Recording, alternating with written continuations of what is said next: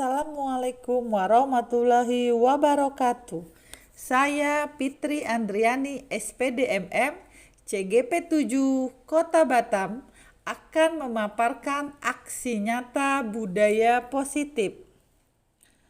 Latar belakang mewujudkan budaya positif di sekolah yaitu karakter murid yang masih belum sepenuhnya menerapkan dari nilai kebajikan yang sesuai harapan, padahal sekolah sudah menerapkan budaya positif, namun belum maksimal dan berdampak langsung pada umumnya. Guru mempunyai peranan yang penting dalam merancang sebuah strategi yang efektif dan berpihak pada murid dan menentukan arah dan tujuan pendidikan. Dengan penerapan disiplin dapat mendorong tumbuhnya karakter sesuai profil pelajar Pancasila. Tujuan mewujudkan budaya positif yaitu dengan menyusun keyakinan kelas bersama murid diharapkan dapat memberikan kesadaran untuk melaksanakan keyakinan kelas tersebut sehingga tercipta disiplin positif di sekolah.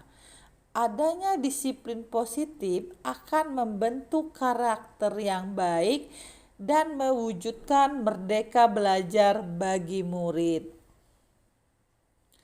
Tolak ukur dalam mewujudkan budaya positif. Budaya positif yang sudah ada di sekolah saat ini perlu dipertahankan dan juga perlu dievaluasi kembali tentang strategi bagaimana cara mengimplementasikan budaya positif pada murid sesuai dengan kebutuhan dasar agar nilai-nilai kebajikan murid dapat tumbuh menjadi pelajar Pancasila sepanjang hayat yang bernilai dan bermakna. Lini masa tindakan yang akan dilakukan berupa 1. Melakukan diskusi bersama semua warga sekolah dan pihak yang terkait mengenai perubahan budaya positif yang akan diterapkan di sekolah. Yang kedua, mensosialisasikan rencana program dan strategi penerapan budaya positif. Yang ketiga, membuat keyakinan sekolah dan menempel di dinding depan sekolah. Keempat, melakukan refleksi dan umpan balik dari kebutuhan murid. Yang kelima, komitmen dan konsisten melakukan perubahan mulai dari diri sendiri. Dukungan yang dibutuhkan berupa pihak yang dapat membantu saya menjalankan aksi nyata. Yang pertama adalah kepala sekolah, rekan sejawat, orang tua murid sebagai pendamping, dan lingkungan sekitar. Cara menjalankannya yaitu dengan menjalin komunikasi agar dapat membantu pembentukan budaya positif murid menjadi sebuah keyakinan untuk mencapai tujuan yang diimpikan. Ini adalah contoh-contoh implementasi budaya positif seperti upacara bendera, melaksanakan ibadah sholat pada saat sholat zuhur, kegiatan proses pembelajaran yang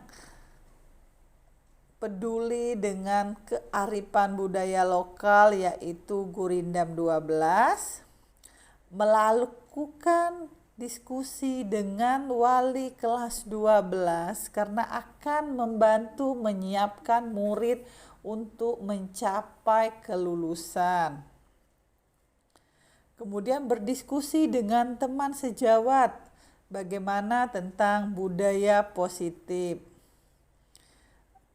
Bapak Ibu, ini adalah aksi nyata budaya positif yang saya paparkan berupa diseminasi tentang budaya positif. Assalamualaikum warahmatullahi wabarakatuh. Baik Bapak Ibu, hari ini saya akan mendiseminasikan tentang budaya positif, berbagi ilmu sama Bapak Ibu bahwasanya kita di sekolah ini harus membudayakan budaya yang positif. Bapak Ibu, kita memulai sesuatu di sekolah itu dengan keyakinan kelas. Apa itu keyakinan kelas Bapak Ibu? Keyakinan kelas itu adalah hal-hal yang diyakini oleh warga yang ada di kelas itu. Jadi siswa kita membuat kesepakatan bahwasanya dalam proses pembelajaran aturan yang ditetapkan itu mereka yang menyusun, dan apabila terjadi pelanggaran maka guru itu akan memanggil siswa untuk menyelesaikan masalah yang ada dari kesepakatan kelas yang sudah dibuat. Ini contoh Bapak Ibu kesepakatan kelas yang sudah dibuat oleh kelas 12 RPL 1 pada pembelajaran saya PKK. Jadi kami sudah buat kesepakatan kelas.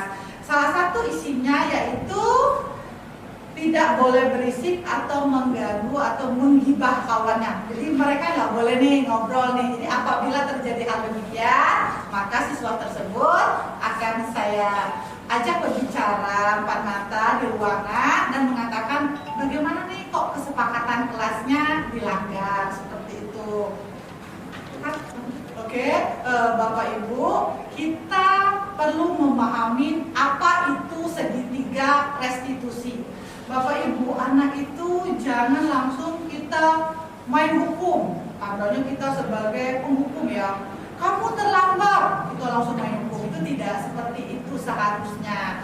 Tapi kita menyelesaikan masalah berdasarkan segitiga restitusi yang sudah saya share videonya ke Bapak Ibu ya. Saya sudah share, Bapak Ibu bisa mempelajari video bagaimana simulasi segitiga restitusi.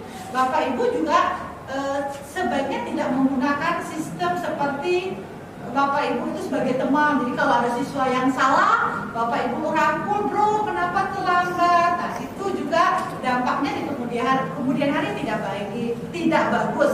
Sebaiknya Bapak Ibu sebagai manajer ya. Nah, itu yang paling tepat untuk memposisikan Bapak Ibu dengan siswa. Jadi sebaiknya untuk lebih memahami, silakan Bapak Ibu membuka video tentang simulasi segitiga restitusi. Baik, itulah yang bisa saya paparkan.